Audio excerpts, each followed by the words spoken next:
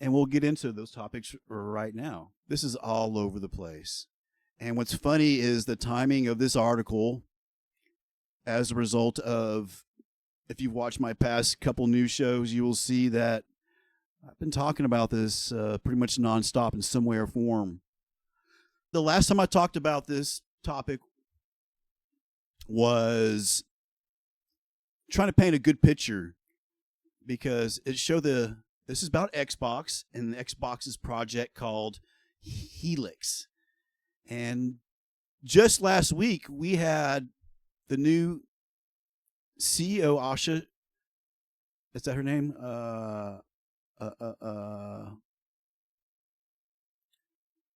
Sharma is her last name. Okay, but Sharma last week had to sit down with Matt Booty, to comfort customers that no, we're not going to. My focus isn't AI. My da-da-da isn't AI this. And then here we are this fucking week, and they're like, yeah, here's our plan to use AI. I'm not going to harp on it too long, but I just wanted to point that out. Here they are talking about this AI-centered device. Or after they said, no, we're not going to be doing AI. We're just, not AI slop. And this is fucking AI slop, bro.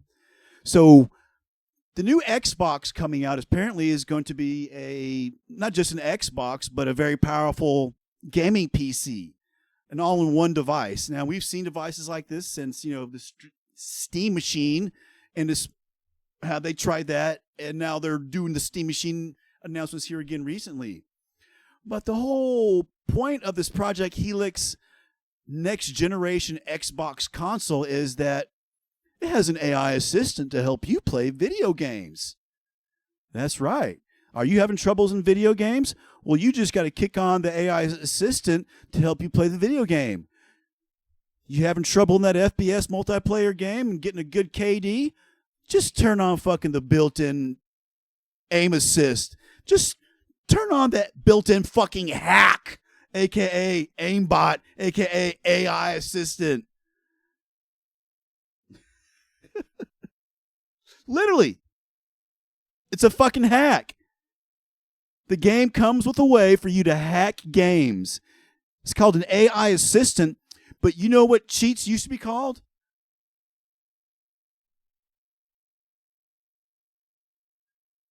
Old versions of old hacks and old cheats and stuff back in the day were marketed as helpers to help you get better at the game. Like it's like a guide. And it's just a fucking goddamn aimbot. It's like the software that's in the controllers. If you use a game controller, those game controllers rely on software.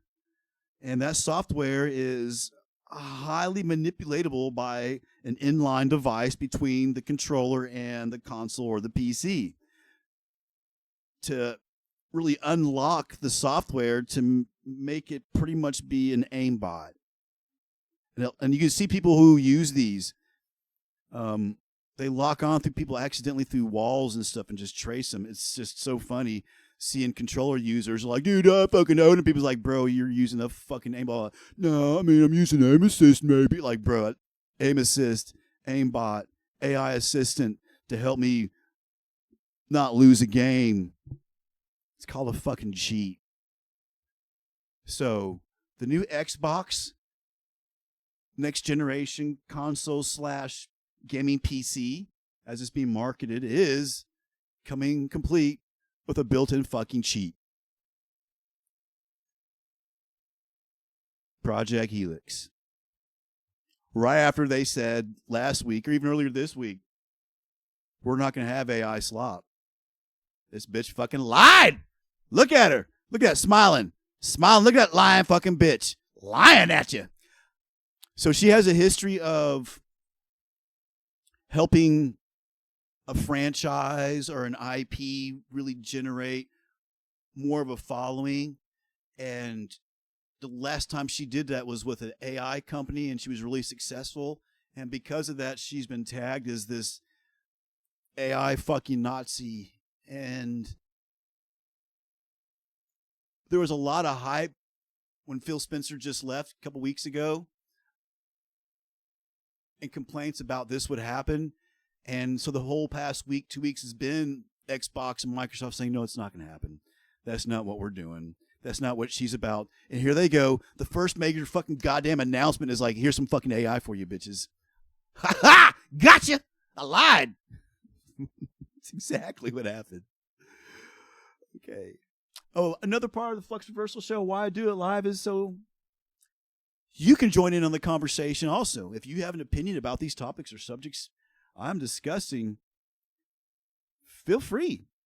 Feel free to hop in with me. Seriously. If you dissent or agree, it doesn't matter. You're allowed to. Don't take it personally. As long as you don't take it personally. Just having a conversation. Just having a conversation before I just wanted to put that out there while I swig this beer. Moving on to the next topic. This next topic that we're getting into is a I told you so. Because I did. I told you so. I called it. I made this prediction 2 years ago. And let me remind you what was going on 2 years ago. It was the first attempt of the United States government back by fucking greedy corporations to wrestle control of TikTok from Chinese ownership, which they now have successfully done. Remember, that started a couple years ago. I told you. Maybe I didn't do my news show so often, but I said it. I've been in here in the household. I was right. If I was a gambling motherfucker, if I was doing long-term speculation on currencies and shit, buddy, I'd get this shit right because I can call this shit, man. A little bit of fucking good news, world news, and I can predict these things. What am I talking about? What am I talking about? I'm talking about Trump. Y'all like me talk about Trump? I never talk about politics. You'll never hear me talk about world politics unless it has to do with fucking gaming. So we got 4 major outlets to talk about this, gamingindustry.biz, hugely reputable. Rock, Paper, Shotgun. I mean, they're all right. They got bought out. IGN tries its best, and Eurogamer and Rock, Paper, Shotgun are owned by the same people, I believe. The gist is the United States government is doing the same thing to Tencent as they did to TikTok. Because a precedent has been set by what was done to TikTok, they are now targeting the largest Chinese investor in the globe, Tencent.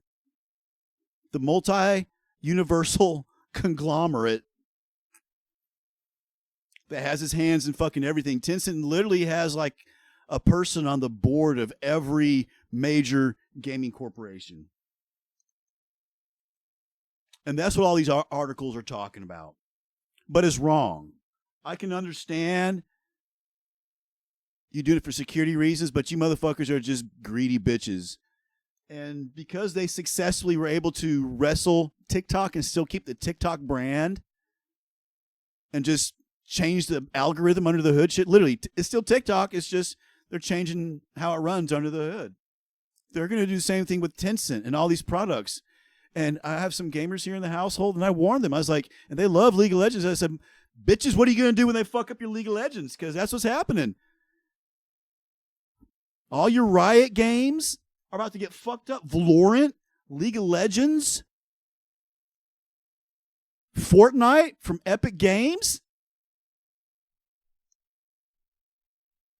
What are you going to do? They're coming for your games, gamers. Somebody finally got your attention now? Huh? Somebody finally, are we guys finally waking up? Are you getting your fucking faces out of your goddamn, what do you mean? They're going to take my League of Legends? They're going to take my Fortnite? What? They're going to take my Valorant? What do you mean I can't play Valorant no more? I want to play some Valorant. Y'all play Valorant? About Fortnite. Y'all like playing Fortnite?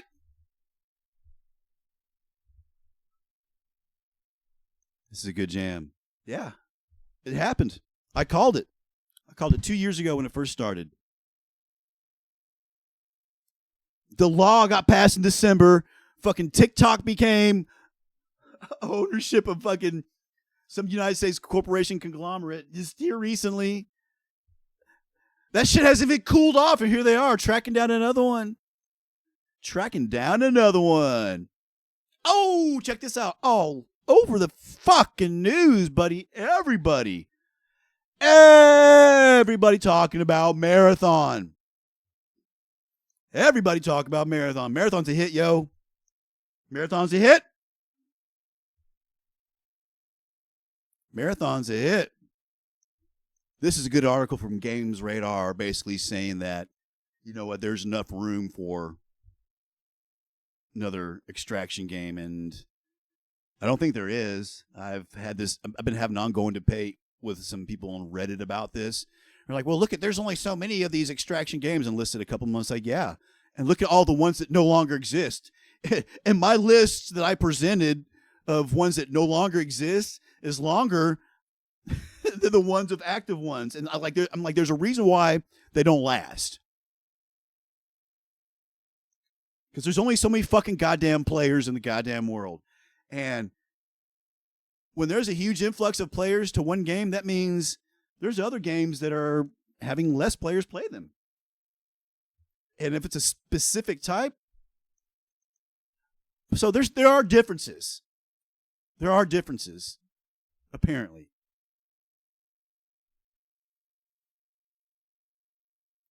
This article just got dropped today, and so the facts of this particular article was not covered in my main YouTube short 30-second spiel. But the bottom line is, Marathon is a hit. It's done well. It plays well.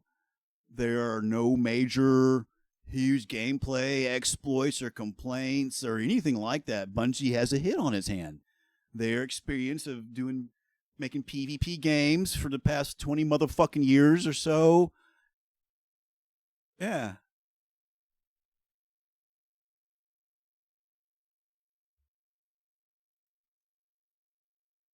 Yeah, there's a lot of people playing it. It says fails to dethrone whatever. Oh, there's this part. Apparently, an employee, unbeknownst to the rest of the development team, used someone else's art. Maybe this is the picture they're talking about. Maybe not. I don't know. But they did the right thing. They gave that guy credits and money.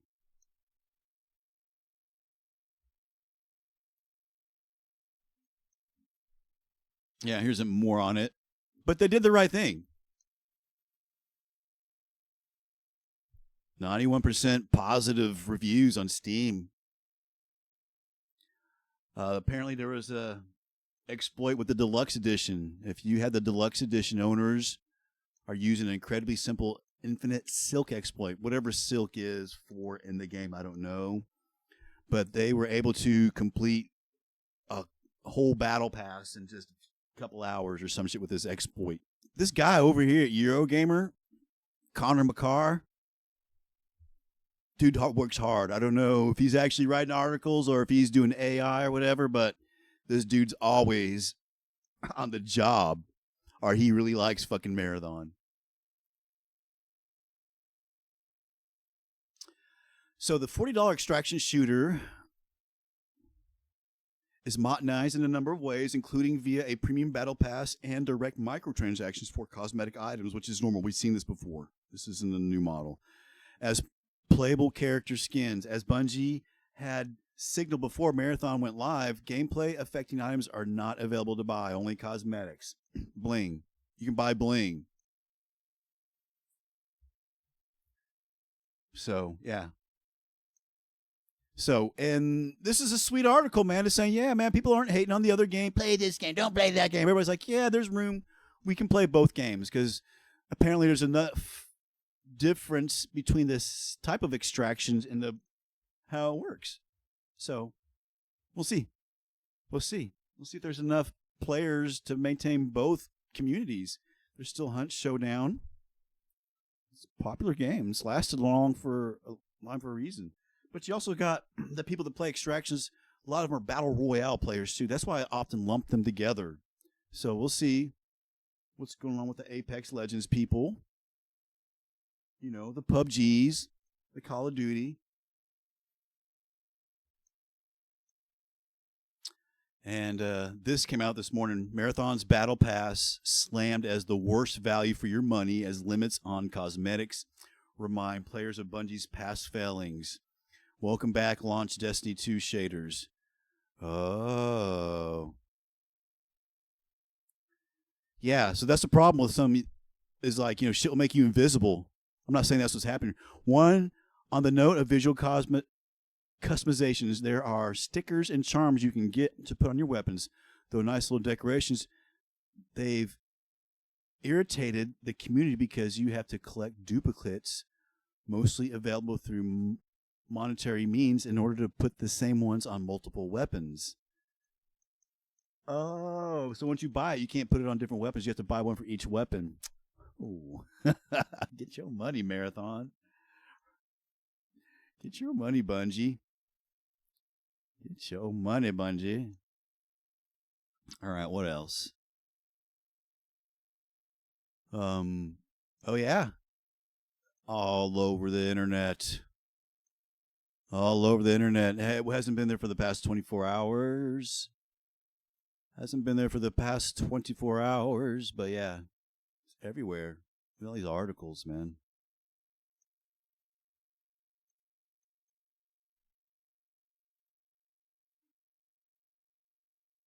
So, in summary, Crimson Desert impresses some RPG fans with his dialogue fast forward feature, but leaves others questioning why. I mean, don't use the feature if you don't like it.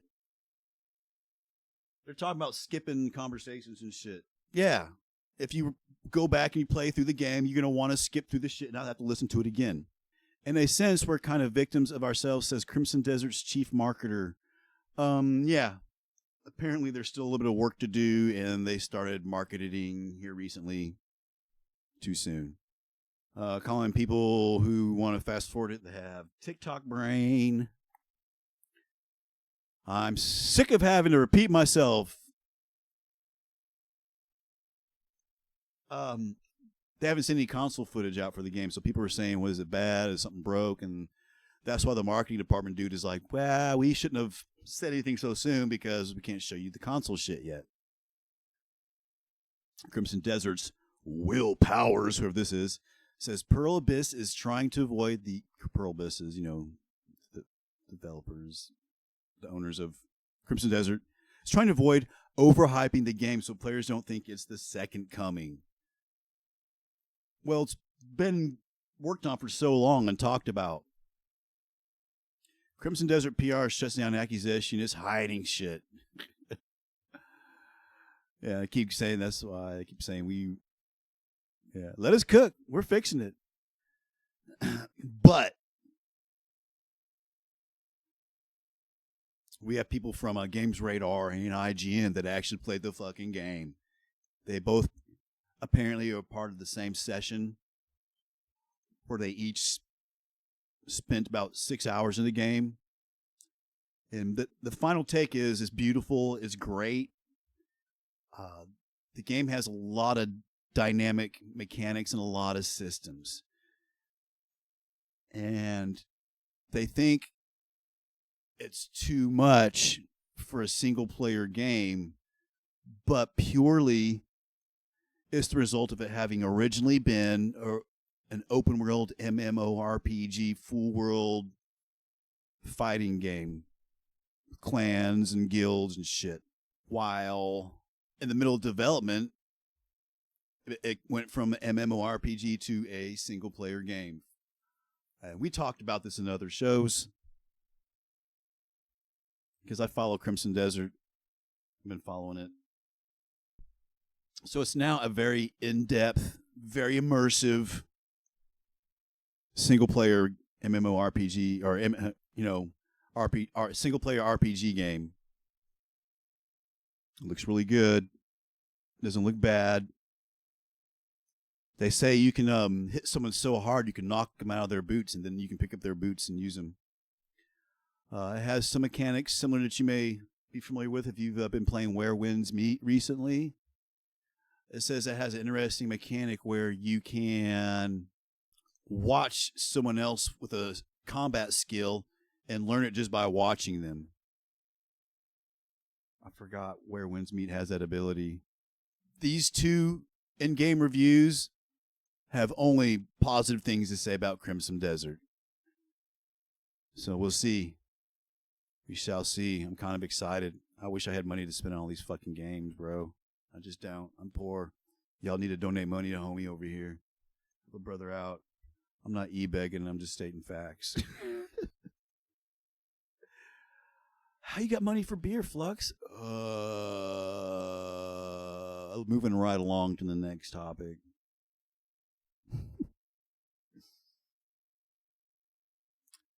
So, Embark Studios rushes to fix Arc Raiders Discord integration. So there's a lot of games out there that have Discord integrations. Why anybody partners with Discord, I don't know. They don't know what the fuck they're doing. Have you used Discord at all before? Motherfucking counterintuitive piece of fucking shit. Ran and organized by a bunch of woke purple hair motherfuckers. Hey, that's the truth. But apparently, Arc Raiders was recording private Discord DMs in plain text. Engineers claim in the report. So it was a serious privacy security violation, which prompted a hasty hotfix from Embark. Because I nothing against Arc Raiders, but I love hating on Discord. So I guess if I'd have to summarize it, I'd say, it's a security flaw in Arc Raiders, which caused private Discord data and authentication tokens to be saved in unencrypted log files. And that's what the guy was saying. It's a serious privacy and security risk. This risks, account hijacking if those files were shared or accessed by someone else with malicious intent. So they fixed it. All right, what else we got? Helldivers death threats.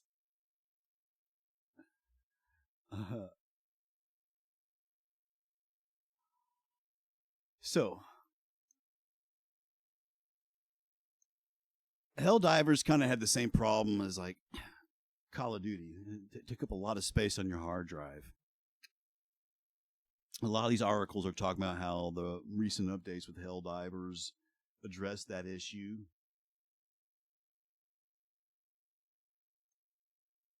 And so, they fixed it and it doesn't take as much space up anymore.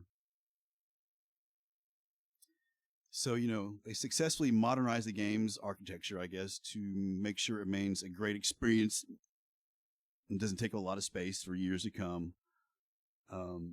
But the game's very successful. I don't play it anymore. I tried it out. But usually games like this is always going to have a hostile troll base of fucking goons. And while Helldivers been notorious for its great marketing department and great sense of humor and generating FOMO, apparently the increasing hostility is wearing on them from their community members. And they're like, we can't manage this anymore. And so Sony itself is going to have to step in. And Sony's like, yeah, zero tolerance. That's how you fix a fucking problem, Arrowhead. I'm sorry you're having trouble. I know they're your customers and you love them, but zero tolerance. It's just, fucking, once the word gets out, all the other motherfuckers will fall in the line. And it's really, really a bad stance for any game or company to take. But this is, another reason why the world needs breeding restrictions. What else to say it in short? We had some closures. We had nDreams announces restructuring with significant staff reduction. 2 studios closed. So if you know who they are, and I don't, but apparently they're UK VR specialists. I had never heard of them, to be honest with you. I hadn't heard about this game either. Let It Die is officially shutting down, but apparently it's big news to some people. I'd never heard about it. But so yeah, the developers, Super Trick Games, published by Gung Ho Online. Oh yeah, and published by Gung Ho Online. You know, Let It Die is a survival action game that debuted in 2006, bro, as a PlayStation. I never even heard of the fucking game. Seriously. But it made the news, and there's a couple articles about it. It wasn't required me talk about it in depth. But there was a lot of articles about this closure. And I never followed the whole controversy around this game called Mind's Eye, but apparently there was an ongoing problem with the developer making accusations that, yeah, you guys sabotaged our game, and their response is like, yeah, some games fail, some games don't, some games receive more response. Organized espionage. So maybe it's just it's because it's the same guy. It's the same guy saying it.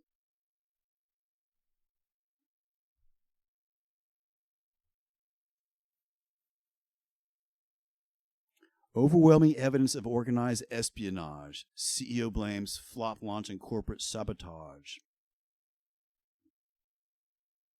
So Mind's Eye Studio built a Rocket Boy, has announced another round of layoffs following approximately 300 redundancies in 2025 as new CEO Mark Gerard continues to blame the action game's underwhelming launch on criminal activity. Discusses apparent overwhelming evidence. Evidence with a caption acknowledging today is a very difficult day for our studio. So he keeps blaming every time he lays off someone, he keeps blaming it on sabotage, but not providing solid evidence, because if it was true, I'm sure action from authorities would have occurred already since the last time it happened. So there are articles, you know, they try not to shine a bad light on the dude, but let's come to conclusions. Maybe the motherfucker just managed his goddamn money well.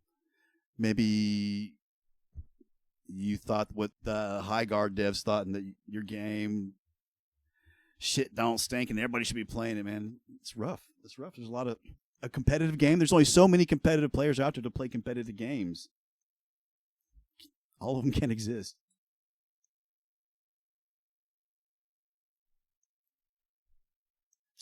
Oh, look at this article. Nvidia CEO says, we created the modern video game industry. But all its push into AI upscaling has done is destroy a good game optimization. Yep. They're talking about how upscaling isn't a good thing. I use DLSS in my games, and there is a performance increase from a typical anti-aliasing.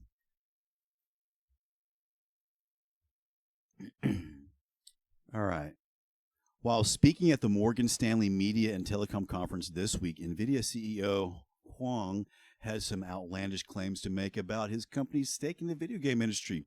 The AI and graphics card giant CEO said that thanks to the business's production of GPUs and 3D graphics systems in the best gaming PCs, his brand created the modern video game industry. Computer graphics was used for things like animation movies, of course, at that time that we were founded. It was during that time where computer graphics has become more capable, and we could simulate virtual reality with it. And we applied it to creating a new industry.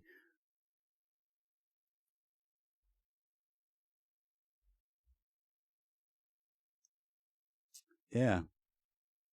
From the algorithms associated with it, the libraries, and the computer's graphics industry, without RTX, there would be nothing today.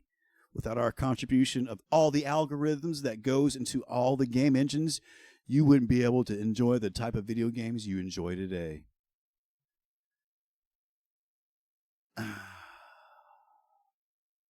But pushback from his statements are like,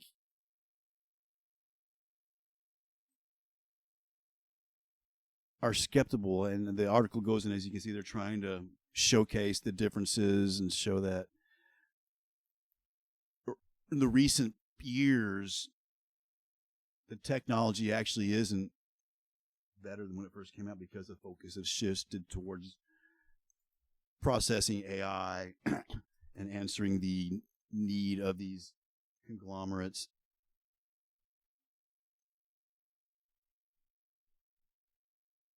Did you hear the song already? It's a great song. All right, moving right along. So we've been talking a lot about Ubisoft for the past 2 weeks, saying a lot of bad things, and this is a fluff piece. This is a marketing article. This is an example of a marketing article.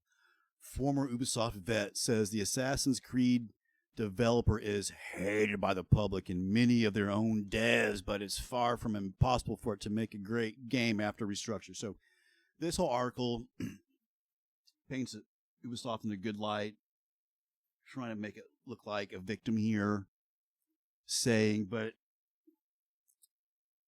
it's not going anywhere. It plans on being profitable with its established, redundant, old IPs that are uninterested. And the article talks about that too. The company's inability to innovate and make new things. They're just trying to make money off shit that already existed. Shit that other people created that someone else bought and gave to them and whatnot. Yeah. And we talked about Assassin's Creed before, how it's just not a franchise you'll hear me talking about for reasons that this whole article talks about. This is a quick note. Gamescom 2026 registered exhibitors up 15%. More than 40 countries taking part. And the article goes on to say how, events like this have slowly been on the rise since COVID. Despite some other big ones having just shut down and don't exist anymore because of COVID.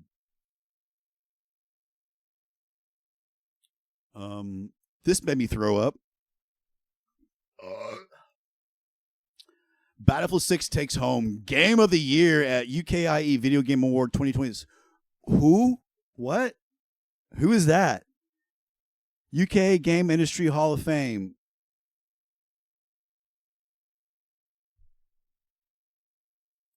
I don't like it. I tried it. It's not Battlefield. It's not fucking Battlefield. But also at this UK event, Game of the Year went to Battlefield 6. Best UK console game is Adam Fall, never heard of it. Best PC game, Battlefield 6. Mobile game, I don't care. Power Wash Simulator.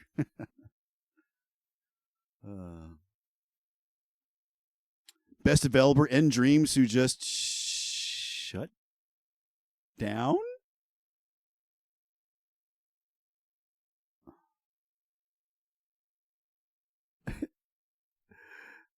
Yeah, they got an award. Then they're like, yeah, you're fired. Jesus fucking Christ. Okay. And World of Warcraft fans, they're like, hey, apparently with the new update that came out, they released all kinds of new bling and shit as games do. But they're very expensive. And Blizzard has went back and readjusted the prices in response to people saying, what the fuck? You're charging me $7.50 for fucking trees? Apparently has something to do with you owning lots and housing in World of Warcraft. Thought it was funny. And I'm going to close out the news show today talking about Slay the Spire. That's right.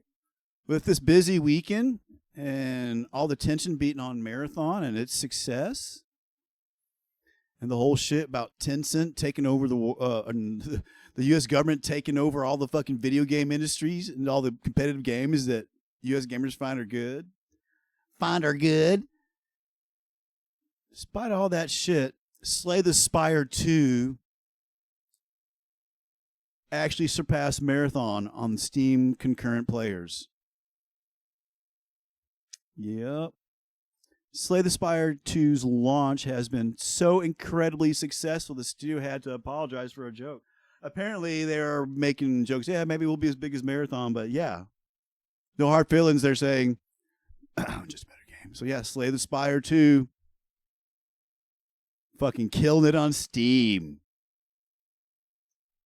That's good news. That's good news.